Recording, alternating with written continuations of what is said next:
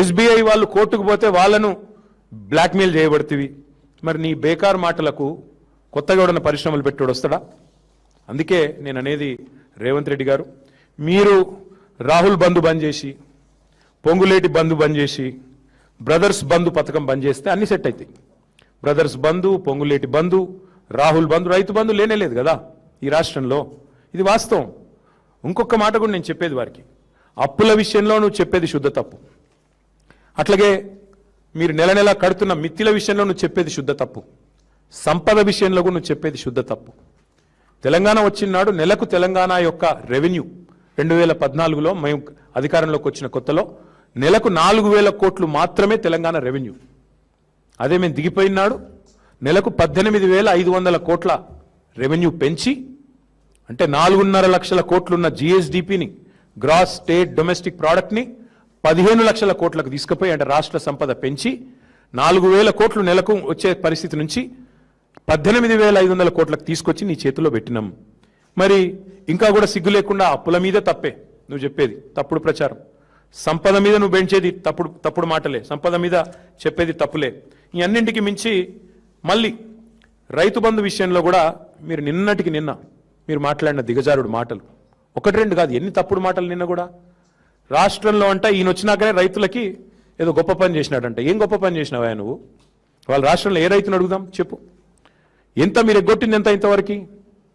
ఈ రోజు వరకు కాంగ్రెస్ ప్రభుత్వం వచ్చిన తర్వాత ఎగ్గొట్టింది ఎంత అంటే అక్షరాల రైతులకి, ఓన్లీ రైతులకు నేను చెప్పేది, వేరే వాళ్ళకు కూడా కాదు, 1,13,000 కోట్లు రేవంత్ రెడ్డి గారి ప్రభుత్వం ఎగవేసిన సొమ్ము ఎంత అయ్యా అంటే ఓన్లీ రైతాంగానికి 1,13,000 కోట్ల రూపాయలు. ఎట్లా ఎగవేతల ప్రభుత్వం ఎగ్గొట్టిన పైసల లెక్క ఎట్లా అంటే, రైతు బంధు పేరిట మీరు ఎగనామం పెట్టింది సరిగ్గా 30,000 కోట్లు. ఓన్లీ రైతు బంధు పేరిట మీరు ఎగ్గొట్టింది 30,000 కోట్లు. కౌలు రైతులది కూడా కలిపితే మీరిచ్చిన హామీయే కదా 100 రోజుల్లో కౌలు రైతులకు కూడా ఇస్తామని. కౌలు రైతులది కూడా కలిపితే 22,500 కోట్లు. 30,000 భూ యజమానులకు, కౌలు రైతులకు 22,500 కోట్లు. రుణమాఫీ, మీ కథ గుర్తుండాలి రుణమాఫీది. బ్యాంకర్లను అడిగితే 50,000 కోట్లు అన్నారు రుణమాఫీకి. ముఖ్యమంత్రి గారు వెంటనే 4 రోజుల్లోనే మాట మార్చి నాలుక మడతబెట్టి 50,000 కోట్లు కాదు, 1 సంవత్సరం, కావాలంటే అన్ని వీడియోలు ఉన్నాయి ప్లే చేయమంటే కూడా చేస్తా, 1 సంవత్సరం కడుపు కట్టుకుంటే 40,000 కోట్లు ఎడమ చేత్తో కట్టేస్తా అన్నాడు. అంటే ముఖ్యమంత్రి లెక్క 40,000 కోట్లు. క్యాబినెట్కి వచ్చే వరకు 31,000 కోట్లు అయింది రుణమాఫీ. అక్కడికి వెళ్ళి బడ్జెట్కి వచ్చే వరకు 26,000 కోట్లు అయింది. చివరికి వాళ్ళు చెప్తున్న లెక్క నిజమే అనుకుంటే కూడా అల్టిమేట్గా ఆగింది 20,000 కోట్ల కాడికి. వ్యవసాయ మంత్రి గారి లెక్క 20,000 కోట్లు. ఒక్కొక్కరిది ఒక్కో పాట. బ్యాంకర్లు 50,000 కోట్లు, సీఎం 40,000 కోట్లు, క్యాబినెట్ 31,000, బడ్జెట్ 26,000, వ్యవసాయ మంత్రి లెక్క 20,000 కోట్లు. అంటే అందులో కూడా మీరు రైతు రుణమాఫీలో ఎగ్గొట్టింది 29,500 కోట్లు ఎగ్గొట్టింది. రైతు కూలీలకు మీరు పంగనామం పెట్టింది 15,000 కోట్లు. పంటల బోనస్ను బోగస్ చేసి ఎగ్గొట్టింది 16,000 కోట్లు. మొత్తం కూడితే 1,13,000 కోట్ల రూపాయలు కేవలం రైతులకే ఎగనామం పెట్టింది రేవంత్ రెడ్డి ప్రభుత్వం. ఎప్పుడు కడతావు ఈ బాకీ? ఎప్పుడు కడతావు ఈ బాకీ? కట్టిన ఇంకా చేయి పండుగలు.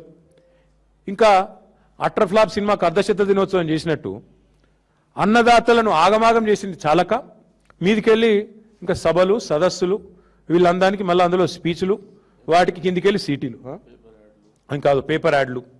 చెప్తున్నా కదా, అట్రఫ్లాప్ సినిమాకు అర్ధశత దినోత్సవం అంటే ఇదే. బలవంతంగా జాకీలు పెట్టి లేపుతుంటారు చూడు, బాగుందా బాగుందా అని. వాళ్ళది వాళ్ళే మళ్ళీ డబ్బా కొట్టుకున్నాడు గట్ల. ఏం వెరగబెట్టినావు నువ్వు అసలు రైతులకి? ఏం చేసినావు చెప్పు.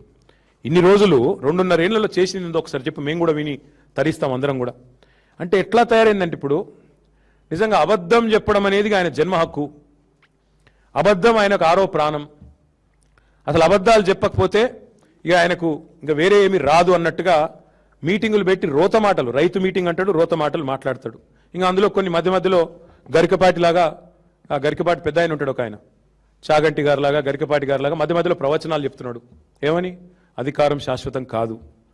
ఖచ్చితంగా నీకు చెప్తున్నా, నీకు శాశ్వతం కాదు, నీకు ప్రతిపక్ష పాత్ర కూడా మిగిలదు భవిష్యత్తులో.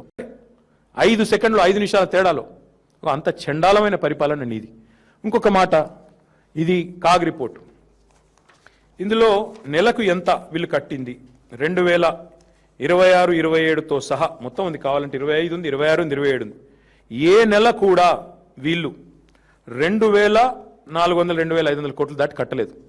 కానీ ఏం చెప్తారు ప్రతిసారి 6,000 కడుతున్నాం, 6,000 కోట్లు కడుతున్నాం, 7,000 కోట్లు కడుతున్నాం.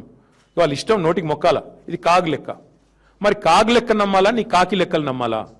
అంటే అప్పుల్లో మీరు చెప్పేది తప్పే, మిత్తిల్లో మీరు చెప్పేది తప్పే. మళ్ళీ ఇంకా దాని మీదకి వెళ్ళి